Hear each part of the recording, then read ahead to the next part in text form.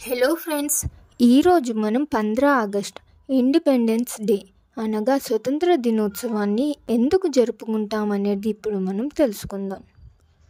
15 August భారతదేశంలో స్వతంత్ర దినోత్సవంగా జరుపుకుంటారు.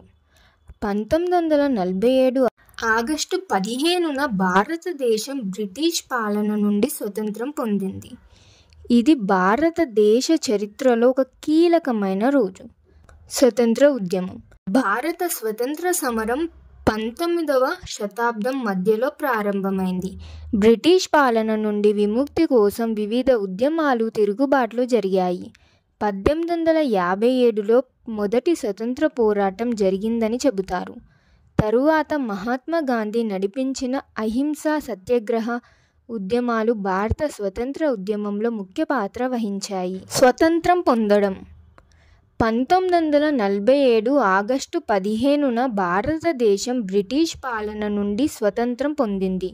ఈరోజు పండిట్ జవహర్ లాల్ నెహ్రూ భారతదేశ తొలి ప్రధానమంత్రి ఢిల్లీలోని లాల్ కిలా వద్ద భారత జెండా త్రివర్ణ పతాకం ఎగురవేశారు. స్వతంత్ర దినోత్సవం వేడుకలు. ప్రతి సంవత్సరం ఆగస్టు 15న భారతదేశం మొత్తం స్వతంత్ర దినోత్సవాన్ని ఘనంగా జరుపుకుంటుంది. ప్రధానమంత్రులు లాల్ కిలా వద్ద జెండా ఆవిష్కరణ చేసి ప్రజలను ఉద్దేశించి ప్రసంగిస్తారు. ఈ సందర్భంగా సాయుధ దళాల నుంచి విద్యార్థుల ప్రదర్శనలు, సాంస్కృతిక కార్యక్రమాలు మొదలైనవి నిర్వహిస్తారు. ఈ రోజు యొక్క ప్రాధాన్యత. ఈ రోజుతో భారత ప్రజలు తమ స్వతంత్రం, దేశభక్తి, దేశం కోసం పోరాడిన వీరులను స్మరించుకుంటారు.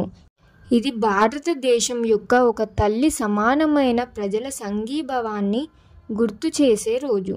ప్రతి భారతీయుడు ఈ రోజును గర్వంతో జరుపుకుంటారు.